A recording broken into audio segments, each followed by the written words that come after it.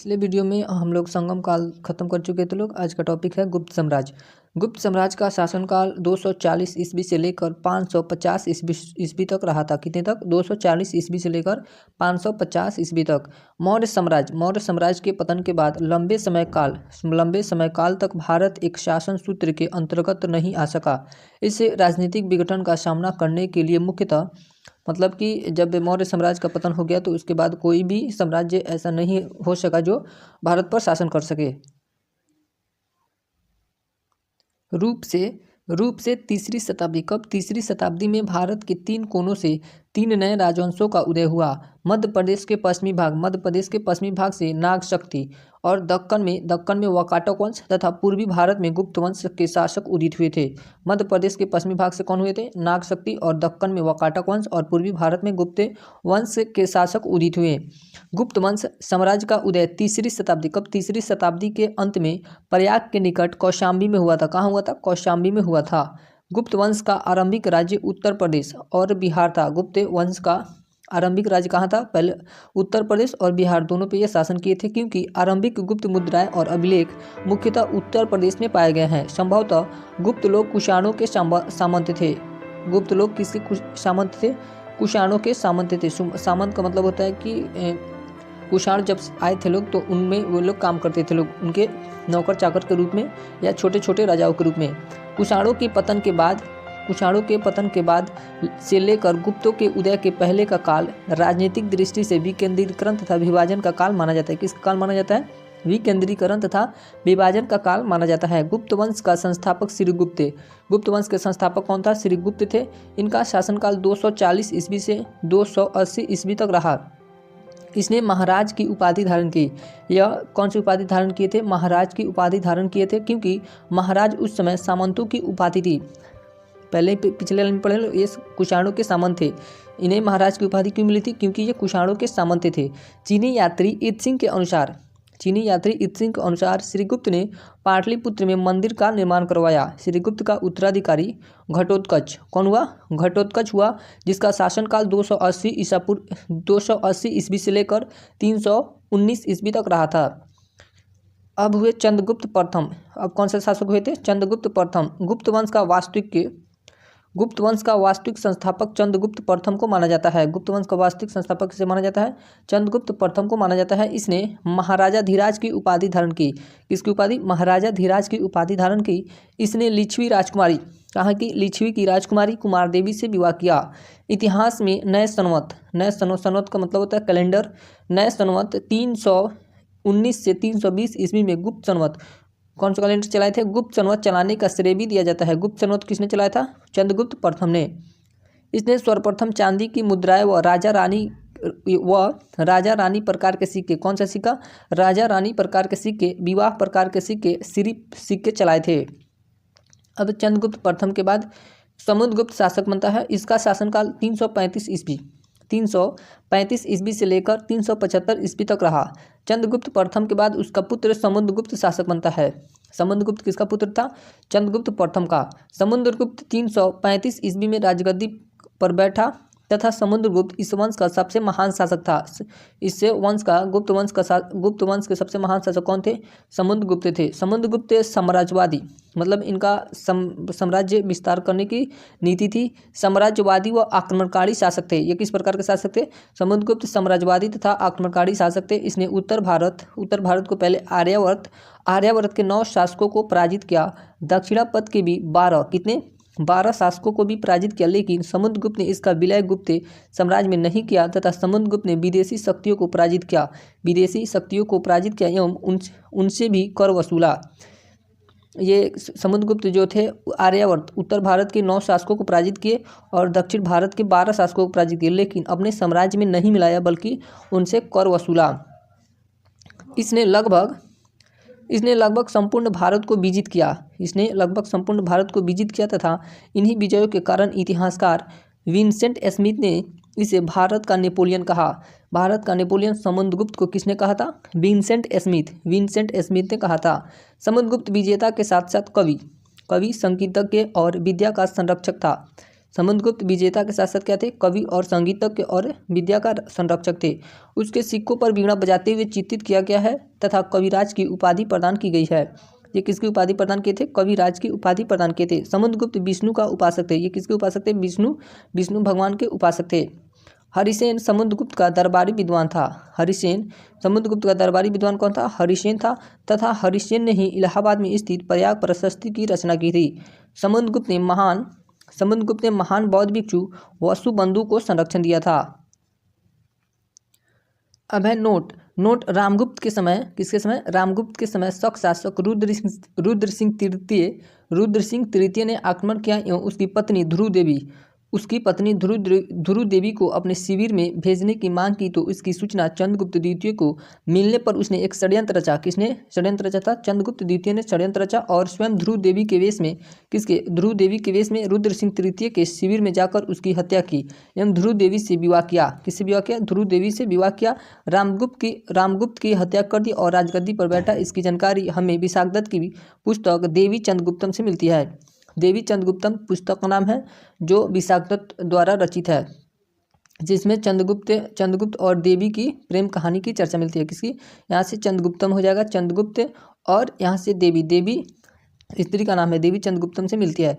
अब उसके बाद बनता है राजा चंद्रगुप्त द्वितीय शासक बनता है। इसका शासनकाल 380 ईस्वी से लेकर 413 ईस्वी तक रहा। चंद्रगुप्त द्वितीय समुद्रगुप्त का उत्तराधिकारी हुआ। चंद्रगुप्त द्वितीय समुद्रगुप्त का उत्तराधिकारी हुआ जो 380 ईस्वी में राजगद्दी पर बैठा। शकों को पराजित करने के बाद चंद्रगुप्त द्वितीय ने विशेष प्रकार के चांदी के सिक्के जारी किए तथा विक्रमादित्य की उपाधि धारण की। चंद्रगुप्त द्वितीय ने किसकी उपाधि धारण की, तो विक्रमादित्य की उपाधि धारण की थी। इसने अपनी पुत्री प्रभावती गुप्त का विवाह वाकाटक नरेश रुद्रसेन से किया। चंद्रगुप्त द्वितीय की पुत्री कौन थी, प्रभावती गुप्त थी, जिसका विवाह कहाँ के शासक से हुआ था, वाकाटक वंश के शासक कौन था, रुद्रसेन के साथ हुआ था। कालिदास को भारत का शेक्सपियर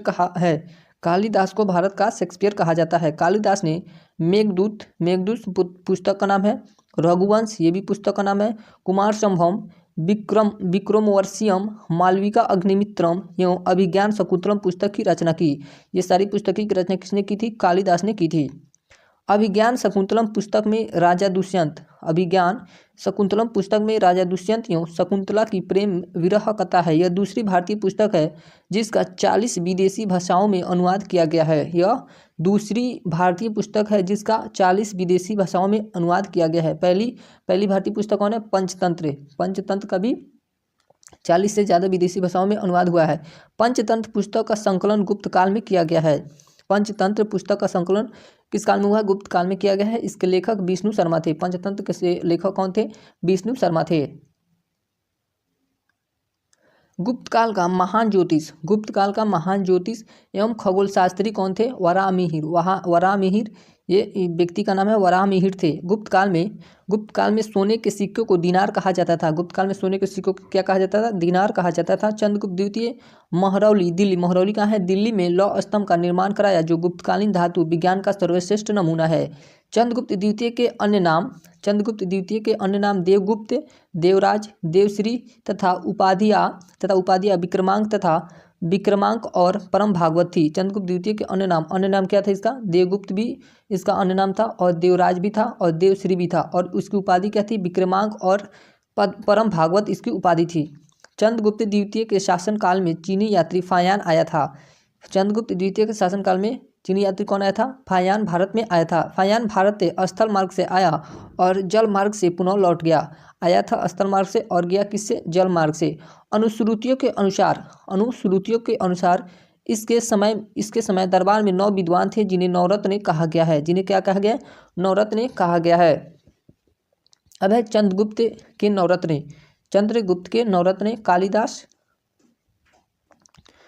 कालिदास थे।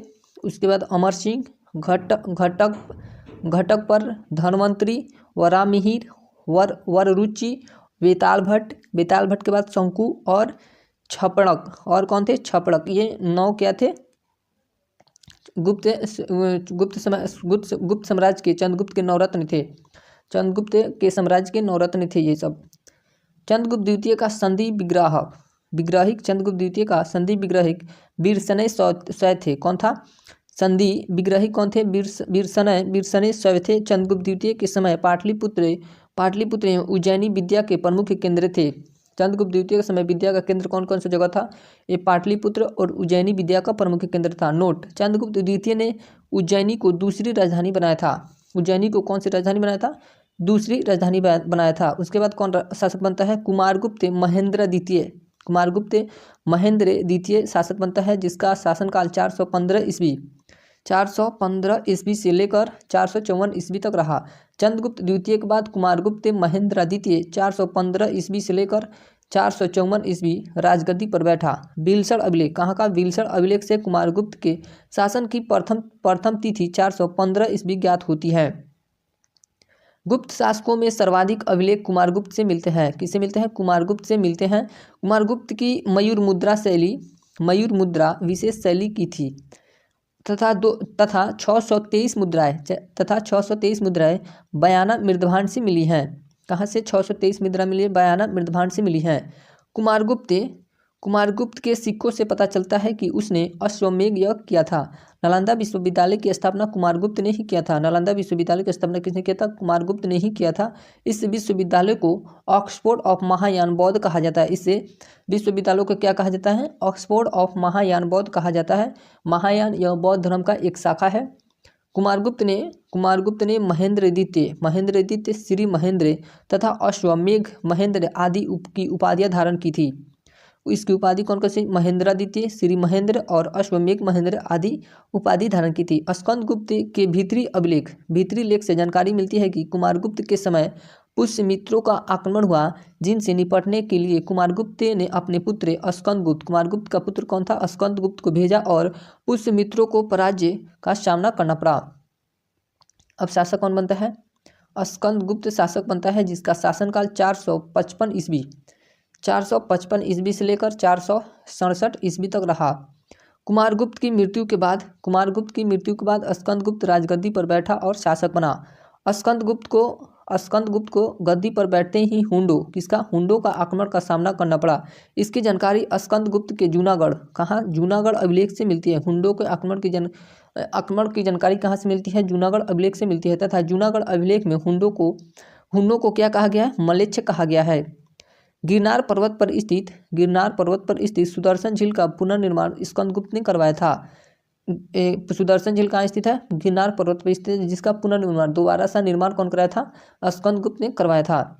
स्कंदगुप्त ने सुदर्शन झील के पुनर्निर्माण का कार्य गवर्नर पर्णदत्त के पुत्र चक्रपालित्य को सौंपा था। यह किसको सौंपा था? पुनर्निर्माण का कार्य गवर्नर कौन थे इसके? पर्णदत्त, और उसके पुत्र चक्रपालित को यह काम सौंपा गया था। चक्रपालित ने सुदर्शन झील के किनारे विष्णु मंदिर का निर्माण करवाया। स्कंदगुप्त की कौहौम अभिलेख में इसकी उपाधि सक्रा द्वितीय थी। कौहौम अभिलेख में इसकी स्कंदगुप्त की उपाधि कौन सी मिली है? सक्रा द्वितीय थी। हुंडों के आक्रमण स्कंदगुप्त के शासनकाल में शुरू हुआ। हुंडों का आक्रमण किसके शासनकाल में शुरू हुआ था? स्कंदगुप्त के शासनकाल में शुरू हुआ। तोड़मन हुंडों का महत्वपूर्ण शासक था। हुंडों का महत्वपूर्ण शासक कौन था? तोड़मन था। गुप्त वंश का अंतिम शासक विष्णुगुप्त था। गुप्त वंश का अंतिम शासक कौन था? विष्णुगुप्त था। गुप्त शासकों की उपाधियां, श्रीगुप्त को कौन सी उपाधि मिली थी? महाराज और आदिराज उपाधि मिली थी। घटोत्कच को महाराज की उपाधि मिली थी। चंद्रगुप्त प्रथम को महाराजाधिराज की उपाधि मिली थी और समुद्रगुप्त को पराक्रमांक या कविराज की उपाधि मिली थी। कुछ कल कोई थे लोग कमेंट किए थे लोग कि सर इसमें कुछ समझाइए, तो ये आज का वीडियो में आप लोग कमेंट करके बताइएगा कि एक्सप्लेन करें या सिर्फ रीडिंग करें, क्योंकि ये वीडियो सिर्फ रिवीजन के पर्पज से बनाया जाता है। अगर आप लोग को एक्सप्लेन करके बताएंगे तो लॉन्ग वीडियो हो जाएगा, जिसमें टाइम ज़्यादा लगेगा। तो आप लोग कमेंट करके बताइएगा आप लोग को एक्सप्लेन के साथ चाहिए कि सिर्फ रीडिंग चाहिए। अब है चंद्रगुप्त द्वितीय को कौन सी उपाधि मिली थी? विक्रमादित्य और विक्रमांक की उपाधि मिली थी। विक्रमादित्य और विक्रमांक की उपाधि मिली थी। कुमारगुप्त को कौन सी उपाधि मिली थी? महेंद्र द्वितीय और सक्रा द्वितीय। स्कंदगुप्त की कौन सी उपाधि? कर्मादित्य की उपाधि मिली थी। गुप्त साम्राज्य में प्रांतीय व्यवस्था प्रशासन कैसी थी? गुप्त साम्राज्य में प्रांतीय व्यवस्था या प्रशासन कैसी थी? देश देश किसको कहते थे? राष्ट्र को कहते थे। मतलब जैसे अभी भारत है, भारत देश, अभी भी इसको राष्ट्र कहा जाता है। तो देश किसको कहते हैं? राष्ट्र को। और राज्य किसको कहते थे? भुक्ति को। भुक्ति उस समय राज्य कहलाता था। विषय संभाग कहलाता था। विधि विधि विधि क्या कहलाता था? जिला। जिला को उस समय विधि कहा जाता था। और तहसील को पेठ कहा जाता था। और ग्राम को ग्रामी कहा जाता था। पदाधिकारियों के सर्वश्रेष्ठ वर्ग को कुमारमात्य कहा जाता था। कुमारमात्य किसे कहा जाता था? पदाधिकारियों के जो सर्वश्रेष्ठ वर्ग होते थे उसे कुमारमात्य कहा जाता था। गुप्त काल में कुमारगुप्त के दामोदरपुर ताम्रपत्र में भूमि बिक्री संबंधी अधिकारियों के क्रियाकलापों का वर्णन मिलता है। गुप्त काल में भूमि संबंधी करों की संख्या बढ़ गई, लेकिन वाणिज्य करों की संख्या घट गई।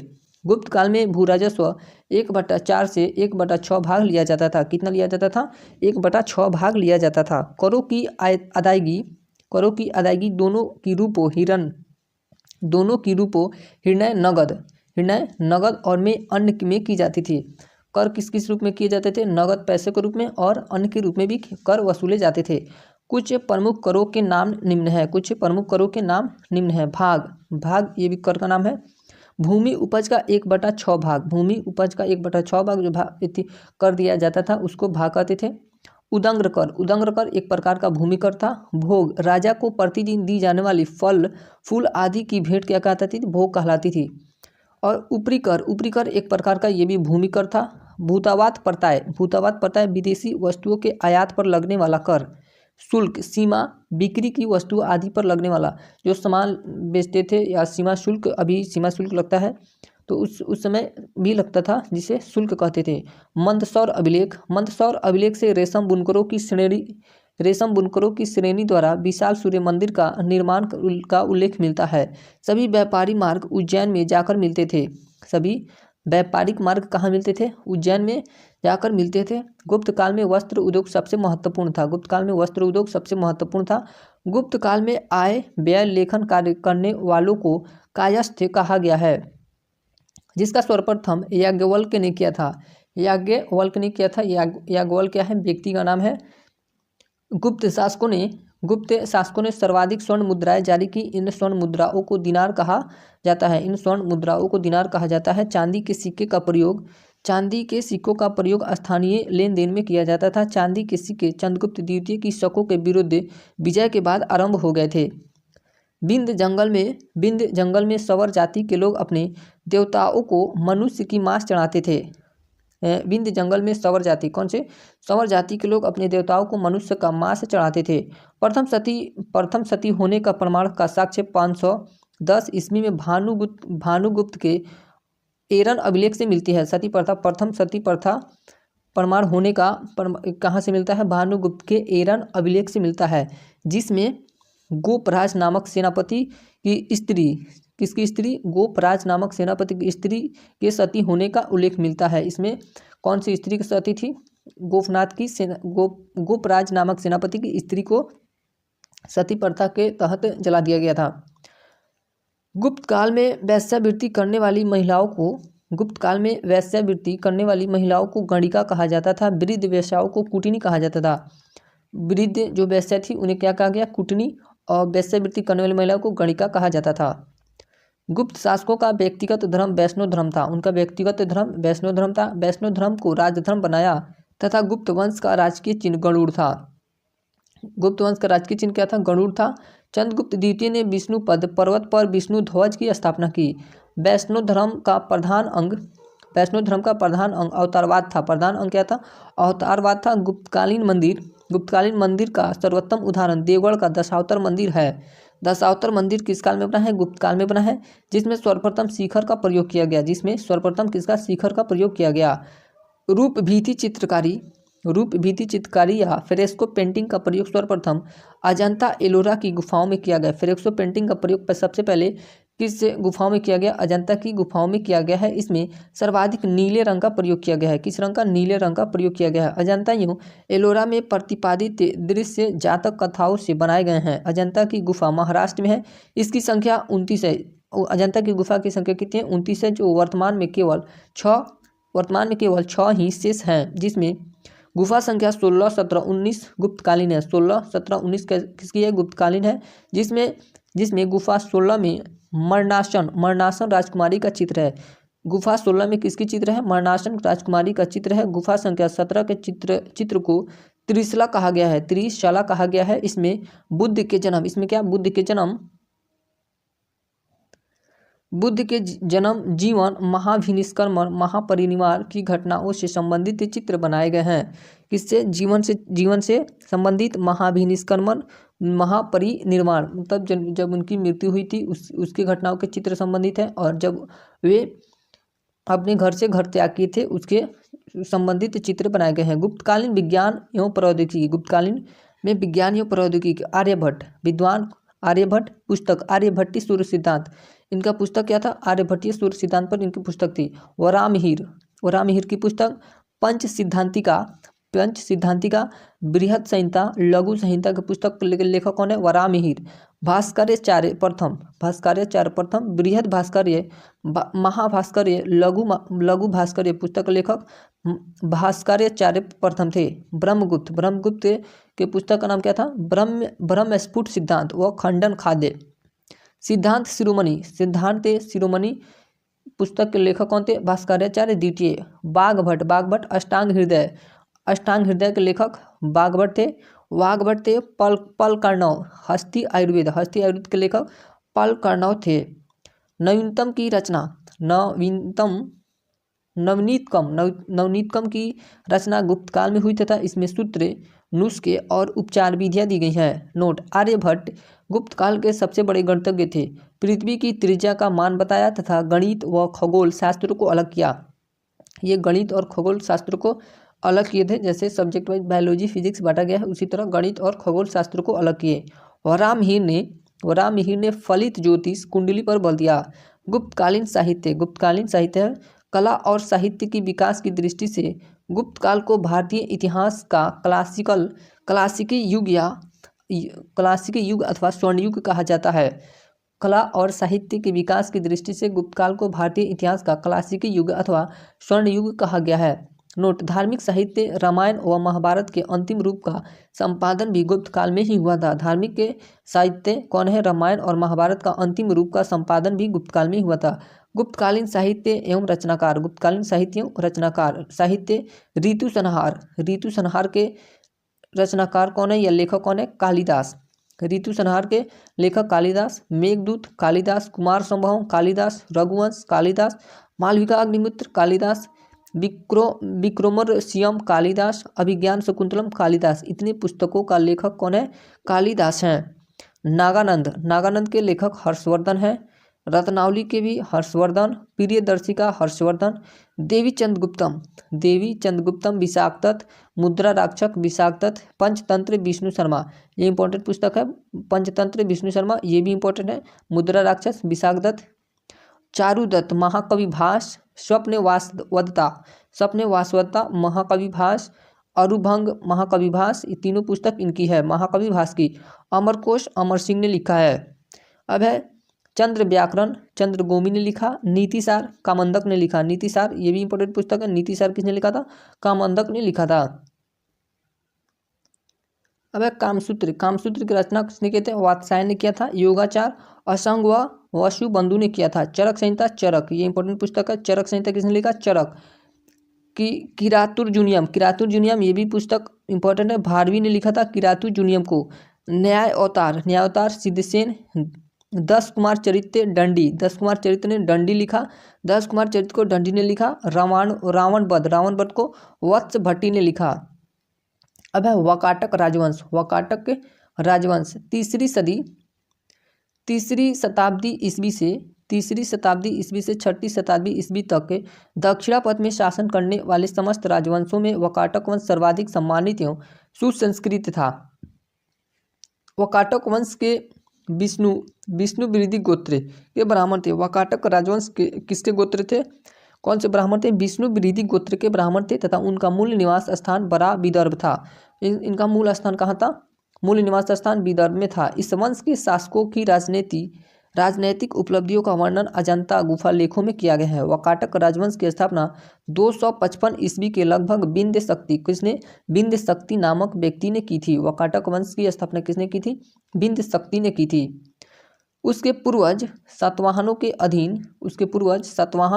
सातवाहनों के अधीन बरार विदर्भ के स्थानीय शासक थे। वाकाटक वंश में परवरसेन प्रथम ही एकमात्र शासक के ने सम्राट की उपाधि धारण की। परवरसेन विंध्य शक्ति के पुत्र थे।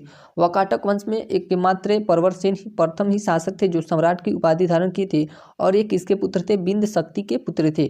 परवरसेन का परवीर के नाम से भी उल्लेख मिलता है। किस नाम से इनका उल्लेख मिलता है? परवीर के नाम से भी इनका उल्लेख मिलता है। वाकाटक साम्राज्य की शाखा। वाकाटक साम्राज्य दो शाखा में बटी थी। पहली थी प्रधान शाखा। पहली क्या थी? प्रधान शाखा, जिसके शासक हुए थे रुद्रसेन प्रथम। इनका शासनकाल 335 ईस्वी से लेकर 360 ईस्वी तक रहा। दूसरी शाखा थी बाशिम वर्षगुतम शाखा। इसमें परवरसेन के पुत्र सर्वसेन शासक थे और परवरसेन के पुत्र यही थे, और इनका शासनकाल 330 ईस्वी तक रहा था। पुराणों से पता चलता है कि परवरसेन प्रथम ने 4 अश्वमेध यज्ञ एवं एक वाजपेयी यज्ञ तथा भव्य वैदिक मंत्रों का अनुष्ठान कराया था। वाकाटक नरेश ब्राह्मण धर्मावलंबी थे। वाकाटक नरेश किसके? ब्राह्मण धर्मावलंबी थे एवं भगवान शिव और विष्णु के उपासक थे। किसके उपासक थे? भगवान शिव और विष्णु के उपासक थे। रुद्रसेन प्रथम प्रधान शासक को वाकाटक अभिलेखों का महाभैरव का उपासक बताया गया है। किसका उपासक बताया गया है? महाभैरव का उपासक बताया गया है।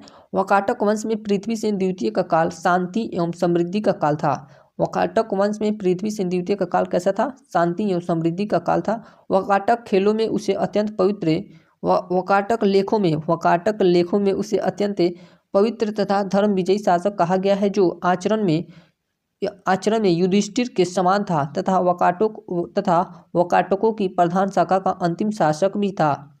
वाकाटक की प्रधान शाखा का अंतिम शासक भी यही था। कौन था? पृथ्वीसेन द्वितीय। गुप्त शासक चंद्रगुप्त द्वितीय ने अपनी पुत्री प्रभावती गुप्त 390 से 410 ईस्वी का विवाह वाकाटक नरेश रुद्रसेन द्वितीय से किया था। वाकाटक राज्य गुप्त व शक राज्य के बीच में स्थित था। किसके बीच में? वाकाटक राज्य गुप्त और शक राज्यों के बीच में स्थित था।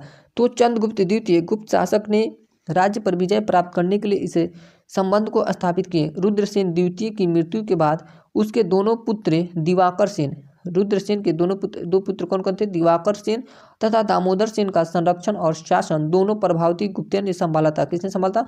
प्रभावती गुप्त ने संभाला। यह काल वाकाटक गुप्त संबंध का स्वर्णकाल था। यह किसका स्वर्णकाल था? वाकाटक और गुप्त संबंध का स्वर्णकाल था। सेतुबंध नामक प्राकृत काव्य ग्रंथ की रचना परवरसेन द्वितीय ने की थी। सेतुबंध क्या है? यह एक काव्य किताब है जिसकी रचना किसने की थी? परवरसेन द्वितीय ने की थी। बालाघाट द्वितीय को परम भागवत कहा गया। बालाघाट अभिलेख में परवरसेन द्वितीय को परम भागवत कहा गया है। हरिसेन वाकाटक वंश का अंतिम शासक था। वाकाटक वंश का अंतिम शासक कौन था? हरिसेन तथा बाशिम शाखा का सर्वाधिक शक्तिशाली था। यह बाशिम शाखा का सर्वाधिक शक्तिशाली शासक था। संस्कृत की विदर्भ शैली का पूर्ण विकास वाकाटक नरेशों के दरबार में हुआ था। इससे वंश के शासक कला प्रेमी तथा विद्या और साहित्य के उदार संरक्षक थे। कुछ विद्वानों के अनुसार चंद्रगुप्त द्वितीय के राजकवि कालिदास ने कुछ समय तक परवरसेन द्वितीय की राजसभा में निवास करता है तथा वैधर्मी शैली में अपना काव्य मेघदूत लिखा। मेघदूत किसकी रचना है? कालिदास की रचना है। और ये किस शैली में है? वैधर्मी शैली में अपना काव्य मेघदूतम लिखा। अजंता के 16वां तथा 17वां गुहा विहार और 19वें गुहा चैत्य के निर्माण वाकाटक के शासन काल में हुआ था। अजंता के 16वां और 17वां गुहा विहार और 19वें गुहा चैत्य के निर्माण वाकाटक के शासन काल में हुआ। अब है पुष्यभूति वंश या वर्धन वंश। कौन सा टॉपिक है? पुष्यभूति वंश या वर्धन वंश। गुप्त वंश के पतन के पश्चात पुष्यभूति ने हरियाणा के अंबाला जिले के थानेश्वर में एक नवीन राजवंश की स्थापना की, जिसे पुष्यभूति वंश कहा गया। क्या कहा गया? पुष्यभूति वंश। पुष्यभूति वंश के संस्थापक कौन थे? प्रभाकर वर्धन इनका शासनकाल था। 580 ईस्वी से लेकर 605 ईस्वी तक।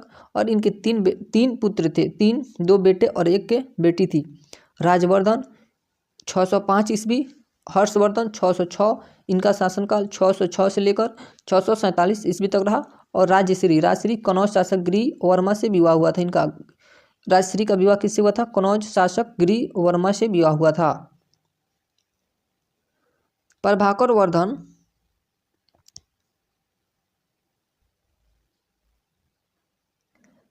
वर्धन इस वंश की स्वतंत्रता प्रभाकर वर्धन इस वंश की स्वतंत्रता का जन्मदाता था और प्रथम प्रभावशाली शासक था। प्रभाकर वर्धन की पत्नी यशोमती थी। प्रभाकर वर्धन की पत्नी कौन थी? यशोमती, जिसके दो पुत्र हुए, राजवर्धन और हर्षवर्धन, और एक पुत्री राजश्री पैदा हुई। राजश्री का विवाह मौखरी वंश गिरि वर्मा से हुआ। गिरि वर्मा किस वंश से संबंधित थे? मौखरी वंश से संबंधित थे। प्रभाकर की बीमारी से आहत होकर यशोमती ने आत्महत्या कर लिया। मालवा के शासक देव ने गौड़, बंगाल शासक था यह, बंगाल शासक शशांक की सहायता से गिरि वर्मा की हत्या कर दी। मालवा का शासक कौन था? देव ने, और यह बंगाल का शासक शशांक की सहायता से गिरि वर्मा की हत्या कर दी। शशांक ने राजवर्धन की हत्या कर दी और शशांक ने राजवर्धन की हत्या कर दी। गौड़ शासक शशांक शैव का अनुयायी था। किसका? शैव का अनुयायी था। इसने बोधि वृक्ष को कटवा दिया और गंगा में फिकवा दिया। हर्षवर्धन 16 वर्ष की अवस्था में 606 ईस्वी में राजगद्दी पर बैठा। हर्षवर्धन 16 वर्ष की अवस्था में कब राजगद्दी पर बैठा था? 606 ईस्वी में राजगद्दी पर बैठा था। हर्ष ने अपनी राजधानी कनौज को बनाया क्योंकि हर्ष ने शशांक को पराजित कर कनौज पर अधिकार कर लिया। हर्ष ने संपूर्ण भारत को विजित किया। हर्षवर्धन ने संभवतः शशांक की मृत्यु के बाद बंगाल पर भी अधिकार कर लिया। था। जब दक्षिण भारत का अभियान किया, हर्ष के समय मथुरा सूती वस्त्रों के निर्माण के लिए प्रसिद्ध था। सूती वस्त्रों के निर्माण के लिए कौन सा स्थान प्रसिद्ध था? मथुरा प्रसिद्ध था। चालुक्य शासक पुलकेशिन द्वितीय से नर्मदा नदी के तट पर युद्ध हुआ, जिसमें हर्ष पराजित हो गया था। पुलकेशिन द्वितीय से हर्षवर्धन पराजित हो गया और यह नर्मदा नदी के तट पर युद्ध हुआ था। यह जानकारी रवि कीर्ति के ऐहोल अभिलेख से मिलती है। रवि कीर्ति व्यक्ति का नाम है और इसके एक अभिलेख है, ऐहोल अभिलेख, उससे इसकी जानकारी मिलती है। हर्ष के शासन काल में चीनी यात्री ह्वेनसांग भारत आया था। कौन आया था? ह्वेनसांग भारत आया था। हर्षवर्धन के दरबार में 643 ईस्वी से लेकर 645 ईस्वी तक 2 चीनी दूत आए थे। कितने? 2 चीनी दूत आए थे। ह्वेनसांग भारत स्थल मार्ग से आया और स्थल मार्ग से ही वापस गया। चीनी यात्री ह्वेनसांग बौद्ध धर्म की शिक्षाएं प्राप्त करने भारत आया था। किस धर्म की? बौद्ध धर्म की शिक्षाएं प्राप्त करने भारत आया था। हर्ष के पूर्वज भगवान शिव, किसके? भगवान शिव और सूर्य के उपासक थे, परंतु चीनी यात्री ह्वेनसांग से मिलने के बाद हर्ष ने बौद्ध धर्म की महायान शाखा, कौन सी शाखा? महायान शाखा को राज्य श्रेय प्रदान किया तथा स्वयं पूर्ण बौद्ध बन गया। ह्वेनसांग से मिलने के बाद हर्षवर्धन क्या बन गया? बौद्ध धर्म अपना लिया था। ह्वेनसांग ने नालंदा विश्वविद्यालय में अध्ययन या अध्यापन पढ़ा भी था और अध्यापन पढ़ाया भी था तथा दक्षिण भारत की यात्रा भी किया था। वह पुलकेशिन द्वितीय नरसिंहवर्मन का प्रथम उल्लेख भी करता है। चीनी यात्री ह्वेनसांग ने भीनमाल की यात्रा की। किसकी यात्रा की? भीनमाल की यात्रा की और इसे 2 बार लूटा गया, परंतु फिर भी वह हर्ष के शासन की प्रशंसा करता है। ह्वेनसांग को क्या कहा जाता है? शाक्य मुनि, यात्रियों का राजकुमार और नीति का पंडित कहा जाता है। ह्वेनसांग को शाक्य मुनि, यात्रियों का राजकुमार, नीति का पंडित कहा जाता है। चीनी यात्री ह्वेनसांग की यात्रा वृत्तांत सी युकी है। इसका पुस्तक का नाम क्या है? सी युकी है। वी ली ने ह्वेनसांग की जीवनी लिखी थी। ह्वेनसांग की जीवनी किसने लिखी थी? वी ली ने इसकी जीवनी लिखी थी। हर्षवर्धन भी एक विद्वान शासक था। उसे नागानंद, रत्नावती और प्रियदर्शिका नामक 3 संस्कृत नाट्य ग्रंथों की रचना की थी। हर्षवर्धन ने भी नाटक ग्रंथों की रचना की, जो नागानंद और रत्नावती और प्रियदर्शिका। बाणभट्ट हर्ष के दरबारी कवि थे। बाणभट्ट हर्षवर्धन के दरबारी कवि थे। बाणभट्ट ने हर्षचरित और कादंबरी की रचना की। बाणभट्ट के गुरु कौन थे? भृतु या भत्सु थे। हर्षवर्धन प्रति 5 वर्ष बाद प्रयाग में महामोक्ष परिषद का आयोजन करवाता था तथा छठी महामुक्ष परिषद में ह्वेनसांग ने हिस्सा लिया। छठी महामुक्ष में ह्वेनसांग ने हिस्सा लिया। हर्षवर्धन ने कनौज में सर्वधर्म सम्मेलन का आयोजन कराया, जिसका अध्यक्ष ह्वेनसांग को बनाया। इसलिए हर्ष को ब्राह्मणों का विरोध का सामना करना पड़ा था। हर्ष के युद्ध एवं शांति का मंत्री अवंती था। हर्ष के युद्ध एवं शांति का मंत्री कौन था? अवंती था। हर्ष का महासेनापति सिंहनाद था। हर्ष का महासेनापति कौन था? सिंहनाद था। हर्ष के समय भूमि कर कृषि उत्पादन का 6ठा भाग वसूला जाता था। कौन सा भाग भूमि कर के रूप में वसूला जाता था? 1/6 भाग वसूला जाता था। 691 ईस्वी में हर्षवर्धन ने मगध राज्य की उपाधि धारण की। मगध राज्य की उपाधि हर्षवर्धन ने 691 ईस्वी में धारण की। हर्षकालीन ताम्रपत्रों में केवल 3 करों का उल्लेख मिलता है। कितने कर? 3 कर का उल्लेख मिलता है। कर इंग्लिश में होता है टैक्स। जैसे भाग भूमि कर का उल्लेख मिलता है बलि और हिरण्य। हर्षचरित में सिंचाई के साधन के रूप में तुल्या यंत्र, जल यंत्र का वर्णन है। सेना का सर्वोच्च अध्यक्ष महाबलाधिकृत था। सेना का सर्वोच्च अध्यक्ष कौन था? महाबलाधिकृत था। हर्षवर्धन के समय महत्वपूर्ण अधिकारी कौन कहते? उपरीक क्या होता था? भुक्ति का प्रशासक होता था। अमात्य मंत्री परिषद के मंत्री।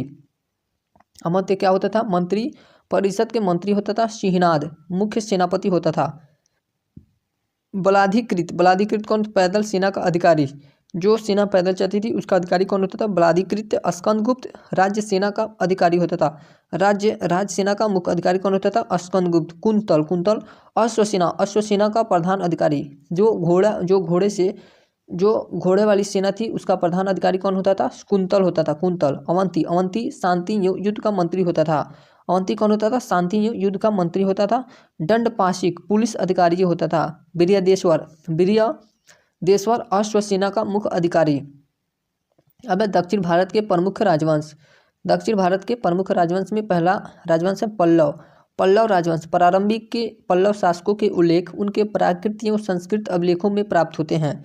किससे प्राप्त होते हैं? प्राकृत एवं संस्कृत अभिलेखों से प्राप्त होते हैं। पल्लव राजवंश की स्थापना उस समय हुई जब सातवाहन शक्ति का पतन हो रहा था। पल्लव राजवंश की स्थापना कब हुई थी? जब सातवाहन शक्ति का पतन हो रहा था। पल्लव का शाब्दिक अर्थ पत्ता या पान लीफ होता है। पान का पत्ता जो होता है पत्ता या पान लीफ होता है। पल्लव शासक के ब्राह्मण थे। पल्लव शासक क्या थे? ब्राह्मण थे। लेकिन अभिलेखों में स्वयं को क्षत्रिय बताते हैं। यह स्वयं को क्या बताते हैं? क्षत्रिय बताते हैं। पल्लव वंश का संस्थापक के बप्पदेव थे। इनका 3री और 4वीं सदी में इनका शासन 3रा और 4वीं सदी तक ये पल्लव राजवंश रहा था। बप्पदेव ने आंध्र प्रदेश एवं टांडे मंडलम पर शासन किया था। कहाँ शासन किया था? आंध्र प्रदेश और टांडे मंडलम पर शासन किया था। सिंह विष्णु ने पल्लव वंश का वास्तविक संस्थापक कहा जाता है। सिंह विष्णु को पल्लव वंश का वास्तविक संस्थापक कहा जाता है। इसे आदि पुरुष भी मानते हैं। इसे क्या मानते हैं? आदि पुरुष भी मानते हैं। सिंह वर्मन को अवनी सिंह तथा सिंह विष्णु पोतरण्य के नाम से भी जाना जाता है। सिंह विष्णु के दरबार में लेखक भारवी हो रहते थे। भारवी किसके दरबार में रहते थे? सिंह विष्णु के दरबार में रहते थे। लेखक भारवी ने किरातर जूनियम की रचना की। किरातर जूनियम पुस्तक का नाम है और इसके लेखक कौन थे? भारवी व्यक्ति का नाम है की रचना की। इसमें अर्जुन एवं किरात शिकारी किसकी कहानी है? अर्जुन और किरात शिकारी शिव की कहानी है। सिंह विष्णु धर्मानुयायी वैष्णव धर्म के थे। किस धर्म के थे? वैष्णव धर्म के थे। उसके समय में मामल्लपुरम में वराह मंदिर का निर्माण हुआ। सिंह विष्णु द्वारा चोलों की पराजय का वर्णन वेलूर पलायम ताम्र पात्र से मिलता है। महेंद्र वर्मन प्रथम इनका शासनकाल 600 ईस्वी से 630 ईस्वी तक रहा। सिंह विष्णु का पुत्र था। सिंह विष्णु का पुत्र कौन था? महेंद्र वर्मन प्रथम तथा उत्तराधिकारी भी था। वह पल्लव वंश के महानतम शासकों में था। महेंद्र वर्मन विद्वान भी था। वह एक कवि और संगीतज्ञ भी था। महेंद्र वर्मन क्या था? एक कवि और संगीतज्ञ भी था और विद्वान भी था और इसे पल्लव वंश के महानतम शासकों में गिना जाता है। महेंद्र वर्मन ने मतविलास व गुणधर उपाधि ग्रहण की थी। किसकी उपाधि? मतविलास व गुणधर की उपाधि ग्रहण की थी। महेंद्र वर्मन युद्ध और शांति दोनों में समान रूप से महान था। महेंद्र वर्मन से मतविलास प्रहसन नामक के हास्य ग्रंथ की रचना की। किसकी रचना की थी? मत विलास प्रहसन नामक के हास्य ग्रंथ की रचना की। इसमें बौद्ध भिक्षु एवं कपालिकम पर व्यंग किया गया है। किस पर व्यंग किया गया है? कपालिकम पर व्यंग किया गया है। महेंद्र वर्मन प्रथम ने प्रसिद्ध संगीत के रूपराचार्य से संगीत की शिक्षा ली थी। महेंद्र वर्मन प्रथम ने किससे संगीत की शिक्षा ली थी? तो रूपराचार्य से इसकी शिक्षा ली थी। इस पुस्तक को भारत की प्रथम व्यंग्यात्मक पुस्तक माना जाता है। महेंद्र वर्मन में स्वसंत ये संत थे। अपर के प्रभाव में जैन धर्म त्याग कर स्वयं मत ग्रहण कर लिया। महेंद्र वर्मन प्रथम को पुलकेशिन द्वितीय से पराजित होना पड़ा था। किससे पराजित होना पड़ा? पुलकेशिन द्वितीय से पराजित होना पड़ा। पल्लव वंश का सर्वाधिक शक्तिशाली शासक नरसिंह वर्मन प्रथम, जिसका शासनकाल 630 ईस्वी से लेकर 668 ईस्वी तक रहा। नरसिंह वर्मन को पुलकेशिन द्वितीय चालुक्य को तीनों युद्धों में पराजित किया था। नरसिंह वर्मन ने पुलकेशिन द्वितीय को तीन युद्ध हुए थे और तीनों में पराजित किया था पुलकेशिन द्वितीय को। इसकी जानकारी खुर्रम अभिलेख से मिलती है। इसकी जानकारी कहाँ से मिलती है? खुर्रम अभिलेख से मिलती है। नरसिंह वर्मन प्रथम ने मामल्लपुरम नामक कौन सा नगर? मामल्लपुरम नामक नगर बसाया जो वर्तमान में महाबलीपुरम नाम से प्रसिद्ध है। इसने माम्मल तथा वातापी कोंड की उपाधि धारण की थी। किसकी उपाधि? माम्मल तथा वातापी कोंड की उपाधि धारण की थी। नरसिंह वर्मन प्रथम का पराक्रमी सेनापति सीतोंड था। पराक्रमी सेनापति कौन था? सीतोंड था। महाबलीपुरम के कुछ एकात्मक रथों का निर्माण कार्य नरसिंह वर्मन प्रथम के काल में शुरू हुआ था। रथ मंदिरों की संख्या 7 है। रथ मंदिरों की संख्या कितनी है? 7 है। तथा सबसे छोटा द्रौपदी रथ है। सबसे छोटा कौन है? द्रौपदी रथ है, जिसमें किसी प्रकार का अलंकरण नहीं है। महाबलीपुरम उसके राज्य का सर्वप्रथम बंदरगाह है। इसके राज्य का सर्वप्रथम बंदरगाह कौन है? महाबलीपुरम। उसके शासन काल में चीनी यात्री ह्वेनसांग कांची गया था। कहाँ गया था? कांची गया था। और उसके अनुसार कांची के लोग विद्या प्रेमी थे तथा उत्साही और सत्यवादी थे। क्या थे? उत्साही और सत्यवादी थे। नरसिंह वर्मन प्रथम के श्रीलंका विजय का वर्णन काशाकुड़ी ताम्रपत्र तथा महावंश से मिलता है। चालुक्य नरेश विक्रमादित्य को परमेश्वर वर्मन प्रथम ने पराजित किया था। किसने? चालुक्य नरेश विक्रमादित्य को परमेश्वर वर्मन प्रथम ने पराजित किया था। परमेश्वर वर्मन प्रथम शैव धर्म का मतानुयायी था। किस धर्म का? शैव धर्म को मानने वाला था। परमेश्वर वर्मन प्रथम ने अत्यंत काम, रंजय, लोकादित्य, गुणभाजन, उग्रदंड एवं विद्या विनीत की उपाधि धारण की थी। इतनी सारी उपाधि किसने धारण की थी? परमेश्वर वर्मन प्रथम ने। परमेश्वर वर्मन प्रथम में मामल्लपुरम में गणेश मंदिर बनाया था। गणेश मंदिर किसने बनाया था? परमेश्वर वर्मन प्रथम ने। नरसिंह वर्मन द्वितीय राजा सिंह का शासनकाल 680 से 720 ईस्वी तक रहा था। परमेश्वर वर्मन का पुत्र तथा उत्तराधिकारी था। परमेश्वर वर्मन का पुत्र कौन था? नरसिंह वर्मन द्वितीय था। इसके शासन काल में कला और साहित्य के क्षेत्र में महत्वपूर्ण प्रगति हुई। नरसिंह वर्मन द्वितीय ने कांची के कैलाश मंदिर तथा महाबलीपुरम के शोर मंदिर का निर्माण कराया था। कैलाश मंदिर और शोर मंदिर का निर्माण किसने करा था? नरसिंह वर्मन द्वितीय ने।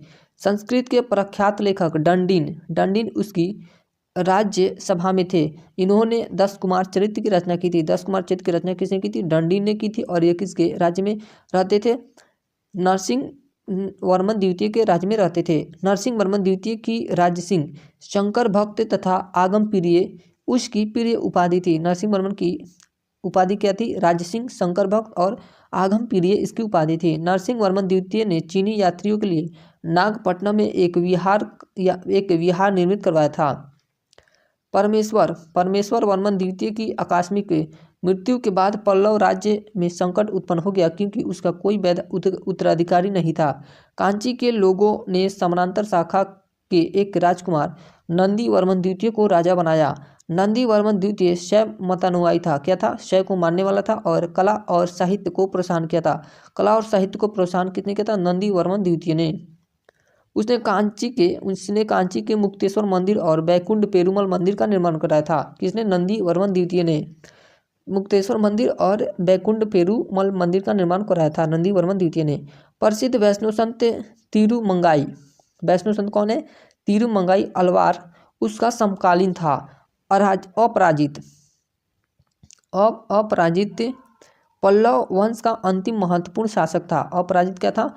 पल्लव वंश का अंतिम महत्वपूर्ण शासक था। दक्षिण में वैष्णव आंदोलन का प्रारंभ सर्वप्रथम पल्लव के राज्य से ही हुआ था तथा उसके बाद दक्षिण के अन्य भागों में हुआ। पल्लव राजाओं का शासनकाल नैनारों और अलवारों के भक्ति आंदोलनों के लिए प्रसिद्ध है। पल्लव राजाओं का शासनकाल किसके लिए प्रसिद्ध है? नैनारों और अलवारों के भक्ति आंदोलनों के लिए प्रसिद्ध है। अब है चोल राजवंश। अब क्या है? चोल राजवंश। संगमकालीन साहित्यों में दो चोल नरेशों का प्रमुख रूप से उल्लेख मिलता है। एक है करिकाल, करिकाल राजा था। कोच्चेन गनान। चोल राष्ट्र पैनार और कावेरी नदियों के बीच पूर्वी समुद्र तट पर स्थित है। कहाँ ये स्थित है चोल राज? पैनार और कावेरी नदियों के बीच पूर्वी समुद्र तट पर। चोल राजवंश का उदय 9वीं शताब्दी में हुआ। कब हुआ था? 9वीं शताब्दी में हुआ था। इसकी स्थापना विजयालय ने की थी। चोल वंश की स्थापना किसने की थी? विजयालय ने की थी। और इसका शासनकाल 850 ईस्वी से लेकर 887 ईस्वी तक रहा। उसने तंजौर पर अधिकार करके नरकेसरी की उपाधि धारण की और तंजौर को अपनी राजधानी बना लिया। तंजौर का वास्तुकार कुंजर मल्लन और राजराज पेरुथचन था। विजयालय में निशुंभ सुदनी देवी का मंदिर बनाया था। विजयालय ने निशुंभ सुदनी देवी का मंदिर बनाया था। विजयालय पल्लव का एक सामंत था। क्या था? यह एक पल्लव का एक सामंत था। आदित्य प्रथम ने पल्लव को पराजित करके चोलों की स्वतंत्र सत्ता स्थापित की। इस विजय के बाद आदित्य प्रथम ने कोदंड राम की उपाधि धारण की। किसकी उपाधि धारण की थी आदित्य प्रथम ने? कोदंड राम की उपाधि धारण की थी। द्राविड़ देश में चोल आधिपत्य की स्थापना वास्तव में परांतक प्रथम का शासनकाल 907 ईस्वी से लेकर 953 ईस्वी तक रहा के समय में हुई। 949 ईस्वी में राष्ट्रकूट नरेश कृष्ण तृतीय, राष्ट्रकूट नरेश कौन था? कृष्ण तृतीय ने पश्चिम गंगों की सहायता से चोलों पर आक्रमण कर दिया और तोक्कोलम के युद्ध में चोल बुरी तरह पराजित हुए तथा साम्राज्य का उत्तरी भाग राष्ट्रकूट साम्राज्य में मिला लिया गया। राष्ट्रकूट नरेश कौन था? कृष्ण तृतीय ने पश्चिम गंगों की सहायता से तोक्कोलम के युद्ध में चोलों को बुरी तरह से पराजित कर दिया और राष्ट्रकूट साम्राज्य में उत्तरी भाग को मिला लिया। राज प्रथम यह 985 ईस्वी में राजगद्दी पर बैठा के राज्यरोहण के समय चोल इतिहास की महानता का युग प्रारंभ हुआ। राज प्रथम ने श्रीलंका के उत्तरी भाग पर अधिकार करके उसे चोल साम्राज्य का एक नया प्रांत बनाया और इसे मुंडी चोल मंडलम नाम दिया। क्या नाम दिया? मुंडी चोल मंडलम नाम दिया। चोल राज्य की स्थापत्य कला में राज प्रथम का योगदान नवीन है। तंजौर में उसके द्वारा वीरदेश्वर राजेश्वर मंदिर का निर्माण कराया गया था। उसने मुम्माडी चोल देव, जयगोंड चोल मार्तंड आदि उपाधियां धारण की थी। क्या था? मुम्माडी चोल देव और जयगोंड और चोल मार्तंड की उपाधियां भी धारण की थी। राज प्रथम ने स्थानीय स्तर पर स्वशासन की व्यवस्था आरंभ की। राज प्रथम की मृत्यु के बाद उसका योग्यतम पुत्र राजेंद्र प्रथम सम्राट बना था। राजेंद्र प्रथम किसका पुत्र था? राज प्रथम का पुत्र था। राजेंद्र प्रथम सबसे पहला भारतीय शासक था जिसने अरब सागर पर अपनी प्रभुता कायम की थी। चोल शासक द्वारा यह पश्चिम का प्रथम अभियान था। उत्तर में उसने बंगाल के पाल शासक कौन था? महिपाल को पराजित किया। इस गंगा घाटी के अभियान की सफलता पर राजेंद्र ने गंगकोंड चोल की उपाधि धारण की थी। राजेंद्र प्रथम ने किसी की उपाधि धारण की थी? गंगकोंड चोल की उपाधि धारण की। इसके उपलक्ष्य में उसने गंगकोंड चोलपुरम नामक नई राजधानी की स्थापना की। इस राजधानी के पास सिंचाई के लिए चोलगंगम नामक विशाल तालाब का निर्माण कराया था। चोलगंगम नामक विशाल तालाब का निर्माण किसने कराया था? राजेंद्र प्रथम ने। राजेंद्र द्वितीय, अब उसके बाद शासक कौन बनता है? राजेंद्र द्वितीय। इसका शासनकाल 1052 ईस्वी से लेकर 1064 ईस्वी तक रहा। राजा धीराज का अनुज था। यह किसका बेटा था? राजा धीराज का अनुज था और कोप्पम के युद्ध में राजा धीराज मारा गया और उसने इसी युद्ध क्षेत्र में कल्याणी के चालुक्यों को पराजित करके युद्ध क्षेत्र में ही अपना राज्याभिषेक कराया। राजेंद्र द्वितीय ने 1062 ईस्वी में सोमेश्वर को पराजित किया था। किसको? राजेंद्र द्वितीय ने सोमेश्वर को पराजित किया कब? 1062 ईस्वी में। अपना विजय स्तंभ कोल्हापुर में स्थापित किया था। अपना विजय स्तंभ कहाँ स्थापित किया था? कोल्हापुर में स्थापित किया। कुलोत्तंग द्वितीय ने चिदम्बरम मंदिर में स्थित गोविंदराज की इसकी मूर्ति है, विष्णु भगवान की मूर्ति को समुद्र में फेंकवा दिया था। किसने समुद्र में फेंकवा दिया था? कुलोत्तंग द्वितीय ने। कालांतर में वैष्णव आचार्य रामानुजाचार्य ने उससे मूर्ति को पुनरुद्धार किया। किसने? रामानुजाचार्य ने उस मूर्ति को पुनरुद्धार किया और उसे तिरुपति के मंदिर में प्राण प्रतिष्ठित किया। कुलोत्तुंग तृतीय चोल वंश का अंतिम महान शासक था, किंतु इस वंश का अंतिम शासक राजेंद्र तृतीय था। चोल वंश का अंतिम महान शासक कौन था? अंतिम महान शासक कुलोत्तुंग तृतीय था और अंतिम शासक कौन था? राजेंद्र तृतीय था। समाज में सरकारी अधिकारियों का एक अलग वर्ग था जो 2 श्रेणियों में विभक्त थी। इनमें ऊपरी श्रेणी क्या कहलाती थी? पेरुंदम। और निम्न श्रेणी सेरुदनम कहलाती थी। और ऊपरी श्रेणी पेरुनदम कहलाती थी। सरकारी पद वंशानुगत होते थे। सरकारी पद कैसे होते थे? वंशानुगत होते थे। राज्य के उच्च अधिकारियों या मंत्रियों को उड्डन कुट्टम कहा जाता था। उड़न कुट्टन कहा जाता था, जो सदैव राजा के पास रहने वाले अधिकारी होता था। विशाल चोल साम्राज्य 6 प्रांतों में विभाजित था। कितने प्रांतों में विभाजित था? 6 प्रांतों में विभाजित था। प्रांत को मंडलम कहा जाता है। प्रांत को क्या कहा जाता है? मंडलम कहा जाता है। चोल साम्राज्य की प्रशासनिक इकाई राज्य, मंडल, वलनाडु, नाडु, कुरम या कोट्टम होता था। बड़े शहर या गांव स्वयं एक अलग कुरम बन जाते थे। और तनयूर या तंकुरम कहलाते थे। ये प्रशासनिक इकाई में ये सब, जैसे राज्य के बाद मंडल के बाद वलनाडु, नाडु के बाद कुरम और कोट्टम, जैसे अभी राज्य के बाद जिला होता है, जिला के बाद गांव होता है, पंचायत होता है, उसी तरह ये विभाग थे और उसी के बारे में चर्चा है। नाडु की स्थानीय सभा को नटार और व्यापारिक संघ की सभा को नगरटार या नगरम कहते थे। केंद्रीय सरकार की देखरेख में बेल्लाल जाति के धनी किसानों को नाडु के कामकाज में अच्छा खासा नियंत्रण हासिल था। उनमें से कई धनी भूस्वामियों को चोल राजाओं के सम्मान के रूप में मुवेद वेलन 3 राजाओं को अपनी सेवाएं प्रदान करने वाला वेलन या किसान। मुवेद वेलन क्या कहलाता था? क्या होता था? 3 राजाओं को अपनी सेवाएं प्रदान करने वाला वेलन या किसान।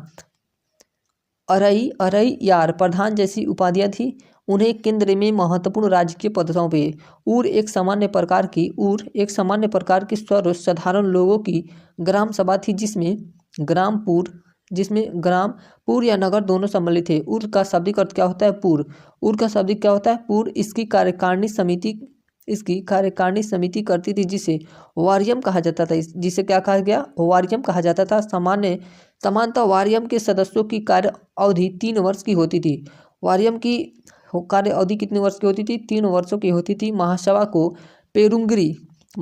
पेरुंगरी, इसके सदस्यों को पेरुमक्कल तथा समिति के सदस्य को वार्ये पेरुमक्कल कहा जाता था। समिति के सदस्य को वार्ये पेरुमक्कल और इसके सदस्य को पेरुमक्कल और महासभा को पेरुंगरी कहा जाता था। नगरम व्यापारी समुदाय की सर्वाधिक महत्वपूर्ण प्रशासकीय सभा थी। चोल काल के विशाल व्यापारी समूह निम्न थे। चोल काल के विशाल व्यापारी का समूह क्या था? निम्न था। वलंजियार, नानादेशी एवं मणिग्रामम। राज्य की आय का प्रमुख साधन भूमिकर था। राज्य की आय का प्रमुख क्या था? भूमिकर था। भूमि से टैक्स वसूला जाता था। भूमि पे जितना अनाज होता था उसका टैक्स से, जिसे ग्राम सभाएं वसूल करती थी। जिसको कौन वसूल करता था? ग्राम सभाएं वसूल करती थी। कृषि उत्पादन का 1/3 1/3 भू राजस्व के रूप में वसूल किया जाता था। प्रत्येक प्रत्येक ग्राम में मध्यस्थ नामक कुछ वेतनभोगी कर्मचारी होते थे जो ग्राम सभा के कार्यों में सहायता प्रदान करते थे। ब्राह्मणों को दी गई भूमि को चतुर्वेदी मंगलम एवं दान में दी गई भूमि को ब्रह्मदेव कहलाते थी। ब्राह्मणों को दी गई भूमि को चतुर्वेदी मंगलम और दान में दी गई भूमि को ब्रह्मदेव कहते थे। चोल सेना के प्रमुख 3 अंग थे। चोल सेना के कितने अंग थे? पदाति, गजारोही और अश्वारोही। अभी जैसे थल सेना, जल सेना और वायु सेना, उसी तरह चोल सेना के प्रमुख 3 अंग थे, पदाति, गजारोही और अश्वारोही। चोल काल में सोने के सिक्कों को कासू कहा जाता था। चोल काल में सोने के सिक्कों को क्या कहा जाता था? कासू कहा जाता था। कम्बन औटक कुट्टन और पुगलेंदी को तमिल साहित्य का और पन्ने पोन्नरन कन्नड़ साहित्य का त्रिरत्न कहा जाता है। पोन्नरन को कन्नड़ साहित्य का त्रिरत्न कहा जाता है। पोन्नरन क्या थे? ये व्यक्ति थे, साहित्यकार थे जो बुक लिखते थे, साहित्य लिखते थे। पोन्नरन को कन्नड़ साहित्य का त्रिरत्न कहा जाता है। चोल कांस्य प्रतिमाएं संसार की सबसे उत्कृष्ट कांस्य प्रतिमाओं में गिनी जाती है। चोल काल का सबसे महत्वपूर्ण बंदरगाह कावेरीपट्टनम था। चोल काल का सबसे महत्वपूर्ण बंदरगाह कौन था? कावेरीपट्टनम था। चोल साम्राज्य परांतक प्रथम के शासन के 12वें 14वें वर्ष में प्रसिद्ध उत्मेरूर अभिलेखों के चोलकालीन स्थानीय स्वशासन एवं ग्राम प्रशासन की व्यवस्था का समग्र चित्रण उपलब्ध होता है। चोलों की राजधानी कालक्रम के अनुसार थी। चोलों की राजधानी कहाँ तक थी? उरैयूर, उसके बाद तंजौर, उसके बाद गंगकोट और चोलपुरम एवं कांची थी। चोलकालीन स्थापत्य कला का सर्वश्रेष्ठ नमूना भगवान नटराज की मूर्ति है। चोलकालीन स्थापत्य कला का सर्वश्रेष्ठ नमूना क्या है? भगवान नटराज की मूर्ति है। जो वो नटराज स्टूमर बॉक्स पे मूर्ति बना रहता है, वही है भगवान नटराज की मूर्ति। यह चिदम्बरम तमिलनाडु में स्थित है और यह कांसे की बनी हुई थी। यह किसकी बनी हुई थी? कांसे की बनी हुई थी। बृहदेश्वर राजराजेश्वर मंदिर तंजौर में स्थित है। बृहदेश्वर मंदिर और राजराजेश्वर मंदिर कहाँ स्थित है? तंजौर में स्थित है और शिव को समर्पित है। ये तीनों मंदिर किस भगवान का है? शिव भगवान का। पर्सी ब्राउन ने तंजौर के बृहदेश्वर मंदिर के विमान को भारतीय वास्तुकला का निष्कर्ष माना है। चोलकालीन नटराज प्रतिमा को चोलकाल का सांस्कृतिक सार कहा जाता है। चोल द्रविड़ शैली का मुख्य विशेषता विमानन थी। चोल द्रविड़ शैली की मुख्य विशेषता क्या थी? विमान थी। चोल मंदिर निर्माण कला की मुख्य विशेषताएं भी वर्गाकार या ऊंचे विमान, मंडप, गोपुरम, कलापूर्ण स्तंभों से युक्त बृहत् सदन आदि थी। अब है कल्याणी के चालुक्य। अब क्या है?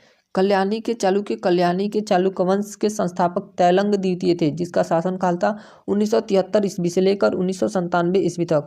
इसका शासनकाल कब तक था? 1973 से 1997 ईस्वी तक रहा था। और कल्याणी के चालुक्य वंश के संस्थापक कौन थे? तैलंग द्वितीय थे। तैलंग द्वितीय ने अश्वमत और भूनैकमल की उपाधि धारण की थी। भूवनैकमल की उपाधि धारण की थी। कल्याणी के चालुक्य वंश के प्रमुख शासक कौन थे? तैलप द्वितीय, विक्रमादित्य, जय सिंह, सोमेश्वर द्वितीय, विक्रमादित्य सिक्स, सोमेश्वर तृतीय और तैलप तृतीय। सोमेश्वर प्रथम 1043 ईस्वी में शासक बना था। सोमेश्वर प्रथम कब शासक बना था? 1043 ईस्वी में शासक बना। उसने अपनी राजधानी मान्यखेत को बनाई थी। किसको बनाई थी? मान्यखेत से कल्याणी में स्थानांतरित की थी। सोमेश्वर प्रथम 1043 ईस्वी में शासक बना और उसने अपनी राजधानी मान्यखेत पहले थी और उसको कल्याणी में स्थानांतरित कर दिया। विक्रमादित्य सिक्स ने कल्याणी के चालुक्य वंश का सबसे महानतम शासक था। उसकी राज्यसभा में विक्रमांक के देव चरित्र के रचयिता बिलहन तथा मिताक्षरा के लेखक विज्ञानेश्वर निवास करते थे।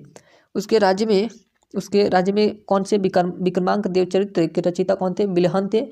और बिलहन भी इसके दरबार में रहते थे। और मिताक्षरा पुस्तक का नाम है। इसके लेखक विज्ञानेश्वर कौन है? विज्ञानेश्वर है। ये भी इसके दरबार में निवास करते थे। बिलहन उसके राजकवि थे। बिलहन किसके राजकवि थे? उसके विक्रमादित्य सिक्स के राजकवि थे।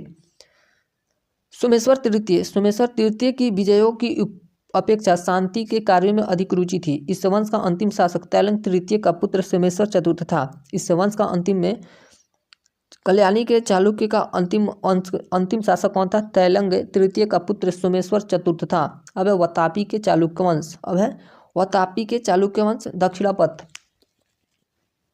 दक्षिणापथ पर चालुक्य वंश की ईसा से 6वीं-8वीं शताब्दी के मध्य तक जिस शाखा का आधिपत्य रहा उसका उत्कर्ष स्थल बादामी या वातापी होने के कारण उसे वातापी चालुक्य कहा जाता था।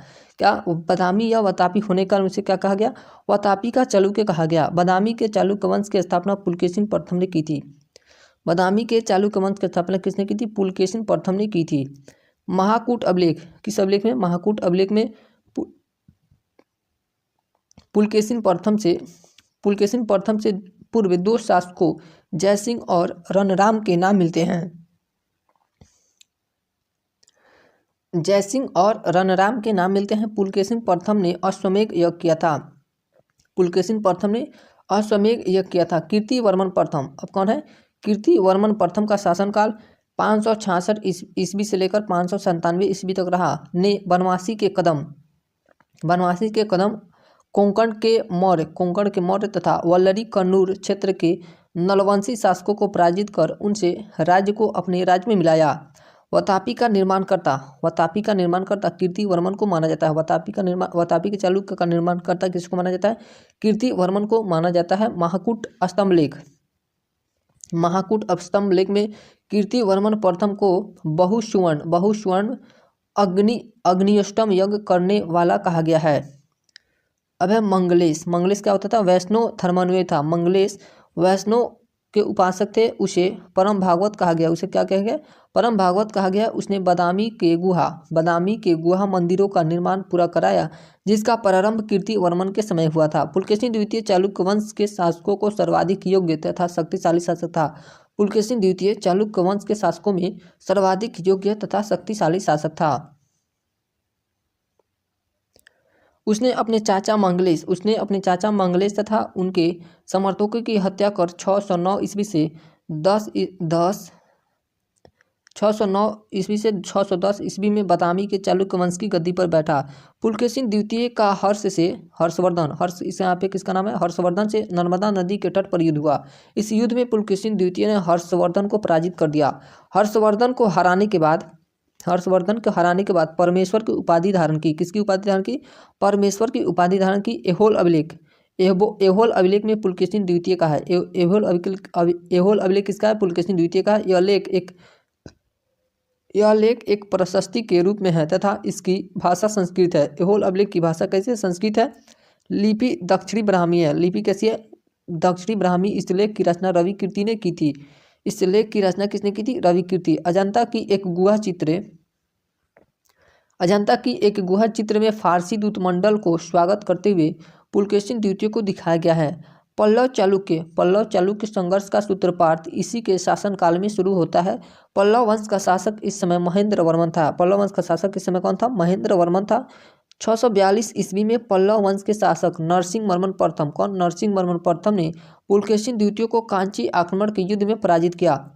पुलकेशिन द्वितीय को किसने पराजित कर दिया था? पल्लव वंश के शासक नरसिंहवर्मन ने पराजित कर दिया और उसकी राजधानी बादामी पर अधिकार कर लिया। इस युद्ध में उसे लंका नरेश मानववर्मन से सहायता मिली थी। किससे सहायता मिली थी? मानववर्मन से। इसी युद्ध के बाद नरसिंहवर्मन ने वातापी कोंड की उपाधि धारण की थी। वातापी कोंड की उपाधि किसने धारण की थी? नरसिंहवर्मन ने। मालवा जो जीतने के बाद विनयदित्य ने सकलोतर पथनाथ की उपाधि धारण की। किसकी? सकलोतर पथनाथ की उपाधि धारण की थी। मालवा जीतने के बाद विनयदित्य ने सकलोतर पथनाथ की उपाधि धारण की थी। चालुक्य नरेश विक्रमादित्य द्वितीय ने पल्लव नरेश नंदी वर्मा द्वितीय को पराजित करके कांची कोंडा की उपाधि धारण की। किसकी? कांची कोंडा की उपाधि धारण की। पांडव चोलो केरो व कलभरों को विक्रमादित्य द्वितीय ने पराजित किया था। किसने पराजित किया था? विक्रमादित्य ने पराजित किया। त्रिलोकेश्वर मंदिर का निर्माण त्रिलोक के महादेवी ने कराया था। किसने कराया था? त्रिलोक के महादेवी ने त्रिलोकेश्वर मंदिर का निर्माण कराया था। पट्टदक्कल के विरूपाक्ष महादेव मंदिर। पट्टदक्कल का कौन सा मंदिर? विरूपाक्ष महादेव मंदिर का निर्माण लोक महादेवी ने करवाया था। इस वंश का अंतिम शासक कीर्तिवर्मन द्वितीय था। इसे इसके सामंत दंती दुर्गा ने परास्त कर नए वंश राष्ट्रकूट की स्थापना की थी। राष्ट्रकूट की स्थापना किसने की थी? दंती दुर्गा ने। बेंगी का चालुक्य आंध्र प्रदेश के पूर्वी चालुक्य, आंध्र प्रदेश के पूर्वी क्षेत्र में थे। पूर्वी चालुक्य वेंगी वंश की स्थापना पुलकेशिन द्वितीय के भाई विष्णुवर्धन ने की। विष्णुवर्धन ने 615 ईस्वी से 633 ईस्वी तक शासन किया। विष्णुवर्धन भागवत धर्म को मानता था। विष्णुवर्धन भागवत धर्म का अनुयायी था। बेंगी के चालुक्य वंश की राजधानी बेंगी आंध्र प्रदेश में थी। बेंगी कहाँ? आंध्र प्रदेश में थी। बेंगी का पुराना नाम, आंध्र प्रदेश का पुराना नाम बेंगी है। इस वंश का सबसे प्रतापी शासक विजयादित्य तृतीय था। इस वंश का सबसे प्रतापी शासक कौन था? विजयादित्य तृतीय। राष्ट्रकूट पल्लव एवं पांडव को विजयादित्य ने पराजित किया था। राष्ट्रकूट पल्लव एवं पांडव को किसने पराजित किया था? विजयादित्य ने पराजित किया था।